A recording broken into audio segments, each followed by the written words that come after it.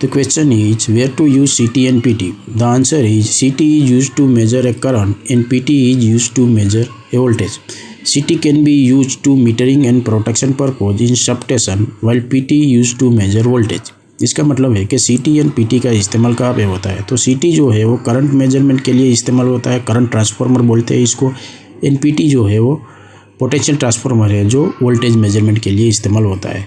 CT जो है वो मीटरिंग एंड प्रोटेक्शन पर्पज़ के लिए इस्तेमाल होता है एंड जो PT है वो वोल्टेज मेजरमेंट के लिए इस्तेमाल होता है. The question is how does a 3-phase induction motor is started. The answer is 3-phase supply fed to 3-phase stator winding produces rotating magnetic field rotating at synchronized speed. This field cut the rotor conductor and according to Faraday's law, the electromagnetic induction and EMF is induced in the conductor. Since the conductor is short circuit by the end rings, thus current started flowing and it produced its own field. Now we have two fields, one produced by stator and other produced by rotor. The interaction of these two fields lead to develop of torque in the direction of rotating magnetic field as per the Lenz's law. इसका मतलब ये होता है कि जो 3-phase induction motor है वो work कैसे करता है. तो जो 3-phase इंडक्शन मोटर है, जो 3-phase सप्लाई है वो हम स्टेटर वाइंडिंग के अंदर अप्लाई करते हैं और वो जो स्टेटर वाइंडिंग है वो प्रोड्यूस करता है रोटेटिंग मैग्नेटिक फील्ड. वो रोटेटिंग मैग्नेटिक फील्ड जो है वो जो कंडक्टर होता है यानी कि जो रोटर होता है वो रोटर क्या करता है, उस रोटेटिंग मैग्नेटिक फील्ड को कट करता है. अकॉर्डिंग टू फेराडेज लॉ, जो इलेक्ट्रोमैग्नेटिक इंडक्शन जो EMF इंड्यूस होता है इसकी वजह से वो कंडक्टर जो क्या करता है, रोटर कंडक्टर जो है उसको कट करता है और वो जो रोटर का कंडक्टर है वो एंड पे शॉर्ट रहता है. तो अब करंट जो है वो रोटर के अंदर स्टार्टिंग होता है, फ्लोइंग होता है. इसकी वजह से अभी जो है दो फील्ड क्रिएट होता है, एक स्टेटर का और एक रोटर का जो फील्ड है, इलेक्ट्रिकल फील्ड है वो क्रिएट होता है. और जो ये दो फील्ड है वो क्या करता है, टॉर्क डेवलप करता है और वो टॉर्क जो है वो जो रोटेट करता है, जो उसका रोटेटिंग मैग्नेटिक फील्ड होता है वो डायरेक्शन में वो टॉर्क जो है अप्लाई होता है. The question is example of resistive, inductive and capacitive load. The answer is resistive load iron box, geyser, heater, domestic boiler, electrical stove etc. Inductive load motor, transformer, arc furnace etc. Capacitive load battery bank, capacitor bank etc. इसका मतलब है कि जो 3 load है, resistive load, inductive load और capacitive load, वो किस में होता है उसका एग्जाम्पल दे क्या. तो जो रेजिस्टिव लोड है वो आयरन बॉक्स में, गीजर में, हीटर में, डोमेस्टिक बॉयलर में और इलेक्ट्रिकल स्टव में होता है जो ज़्यादातर हम घरों में इस्तेमाल करते हैं. इंडक्टिव लोड जो है वो मोटर में, ट्रांसफार्मर में, आर्क फर्नेस में, वो सब में होता है जो ज़्यादातर हम इसको इंडस्ट्रियल के लिए इस्तेमाल करते हैं. कैपेसिटिव लोड जो है वो बैटरी बैंक या कैपेसिटर बैंक के अंदर होता है. The question is how can I check HT cable. The answer is by measuring और insulation resistance test the unlive cable by selecting the option 5 kV in measure and check the insulation resistance value between the core and armor. The between core for the healthy cable the insulation resistance value should be infinity. इसका मतलब है कि जो HT cable है उसको check कैसे करते हैं. तो HT केबल जो है उसको चेक करने के लिए इंसुलेशन रेजिस्टेंस टेस्टर हमको चाहिए. वो जो है 5 kV, वो या तो उसका जो स्पेसिफिक जो एप्लीकेबल वोल्टेज है वो वोल्टेज पे उसको सेट करके हम जो है उसका इंसुलेशन रेजिस्टेंस टेस्ट करते हैं बिटवीन जो है core and armour and between core to core. और उसका जो हेल्दी इंसुलेशन रेजिस्टेंस का जो वैल्यू है वो इन्फिनिटी होता है. The question is what is the coolant in transformer. The answer is a natural mineral oil is used as coolant in transformer. इसका मतलब है कि जो ट्रांसफार्मर के अंदर जो कूलेंट का इस्तेमाल किया जाता है, जो ऑयल का इस्तेमाल किया जाता है, वो क्या है, तो वो नेचुरल मिनरल ऑयल रहता है जिसका इस्तेमाल हम कूलेंट एज ए ट्रांसफार्मर में करते हैं। तो question is what is the differences between MCCB, ACB and VCB? The answer is MCCB means molded case circuit breaker, ACB means air circuit breaker, VCB means vacuum circuit breaker.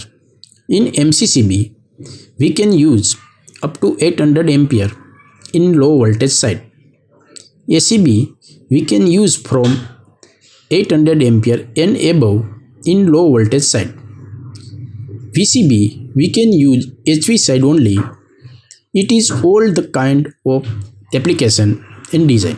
इसका मतलब है कि जो MCCB, ACB and जो VCB breakers है उसमें difference क्या है। तो MCCB का मतलब है moulded case circuit breaker, ACB का मतलब जो है एयर सर्किट ब्रेकर होता है, और VCB का जो मतलब है वो वैक्यूम सर्किट ब्रेकर होता है। लेकिन जो MCCB का जो इस्तेमाल है वो 800 एम्पियर तक हम करते हैं और लो वोल्टेज साइड में करते हैं। ACB का भी इस्तेमाल हम 800 एम्पियर या उससे ज़्यादा 1000 एम्पियर या उससे भी ज़्यादा तक हम करते हैं, और वो भी लो वोल्टेज साइड में ही इसका इस्तेमाल करते हैं। VCB जो है उसका इस्तेमाल हम HV साइड करते हैं, यानी हाई वोल्टेज साइड करते हैं। ये जो एप्लीकेशन, जो प्लांट का एप्लीकेशन रहता है, जो उसका ज़रूर रहता है, उसके हिसाब से हम इस डिज़ाइन या तो जो ब्रेकर्स है कौन सा इस्तेमाल करना होता है वो applicable as per the plant होता है।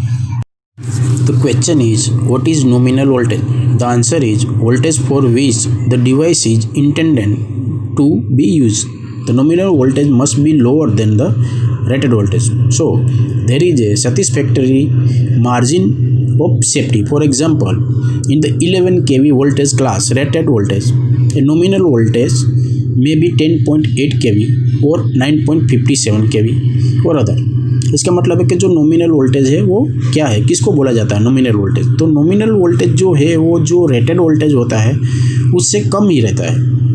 वो जो एक सेफ्टी मार्जिन होता है वो नॉमिनल वोल्टेज और रेटेड वोल्टेज के बीच में रहता है। एग्जांपल के लिए अगर 11 kV का वोल्टेज है जो कि रेटेड वोल्टेज बोला जाता है, तो उसका जो नॉमिनल सिस्टम वोल्टेज होता है वो 10.8 या 9.57 kV तक रहता है। The question is why the potential transformer primary in connected to earth. The answer is to protect the primary winding of the potential transformer. If you not earthed the system, the unbalanced voltage will appear between neutral and earth. This voltage can damage winding. इसका मतलब है कि जो potential transformer रहता है उसका जो primary winding है उसको हम अर्थ के साथ कनेक्टेड क्यों करते हैं। तो वो जो पोटेंशियल ट्रांसफार्मर रहता है उसका जो वाइंडिंग रहता है प्राइमरी वाइंडिंग, उसको प्रोटेक्ट करने के लिए हम उसका जो प्राइमरी वाइंडिंग को अर्थ करते हैं।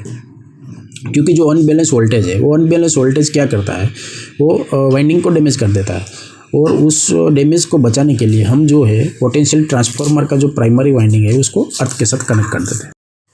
Why we are using DC supply only in megar? The answer is DC only used to because we need to measure only resistance of winding insulation. If we use AC and conduct to insulation test, we will be measure impedance instead of resistance. As the insulation has a substantial capacitance reactance, that is why we use only DC current in megar. इसका मतलब है कि megger के अंदर सिर्फ DC current का इस्तेमाल क्यों होता है। तो जो DC करंट है हमको जो है वो इंसुलेशन रेजिस्टेंस टेस्ट यानी रेजिस्टेंस मेजर करना होता है, जिसकी वजह से हम सिर्फ DC का करंट का ही इस्तेमाल करते हैं। अगर DC की जगह पे हम AC का करंट का इस्तेमाल करें तो क्या होता है कि वो इम्पेडेंस भी मेजर करेगा और रिएक्टेंस भी मेजर करेगा। इसकी वजह से जो है ओनली DC करंट का इस्तेमाल किया जाता है क्योंकि हमको सिर्फ रेजिस्टेंस ही मेजर करना होता है। What is the difference between earthing and grounding? The answer is earthing is coiled connection of conductor or plate between electrical equipment to earth common terminal point. Grounding means earth pit for connection of collected all electrical equipment earth point. इसका मतलब होता है कि earthing और grounding में difference क्या है। तो अर्थिंग जो होता है वो पर्टिकुलर एक इलेक्ट्रिकल इक्विपमेंट में होता है, और एक इलेक्ट्रिकल इक्विपमेंट के लिए जो अर्थ होता है उसको अर्थिंग बोला जाता है। जबकि जो ग्राउंडिंग है वो क्या होता है कि जो जितना भी सारे इलेक्ट्रिकल इक्विपमेंट है उसका जो अर्थ पॉइंट है वो सारा अर्थ पॉइंट जो है वो ग्राउंडिंग होता है, ग्राउंडिंग कर देते हैं हम, इसको ग्राउंडिंग बोलते हैं। The question is, what is the working of NO and NC? The answer is, NO means normally open during off condition or any other abnormal fault condition. The contact will open, thereby forming a open circuit providing no path for the flow of current. NC means normally closed. During normal operation, the contact will be closed, forming the close circuit. इसका मतलब कि एनो और NC क्या है? एनो का मतलब होता है नॉर्मली ओपन और एनसी का मतलब होता है नॉर्मली क्लोज। एनो जो है मीन्स नॉर्मली ओपन जो फॉल्ट है, वो जब भी एबनॉर्मल फॉल्ट आता है तो वो पाथ जो है वो नॉर्मली ओपन हो जाता है और वो पाथ जो है उसमें करंट का जो फ्लो है वो वन एंड टू अनदर दूसरा एंड तक नहीं होता है। और जो नॉर्मली क्लोज कॉन्टैक्ट है वो क्या होता है? वो नॉर्मल कंडीशन में जो ऑपरेशन होता है उसमें नॉर्मली क्लोज कॉन्टैक्ट होता है। तो और जो करंट का जो पाथ है वो one and two second end तक वो नॉर्मल कंडीशन से उसका फ्लो होता है।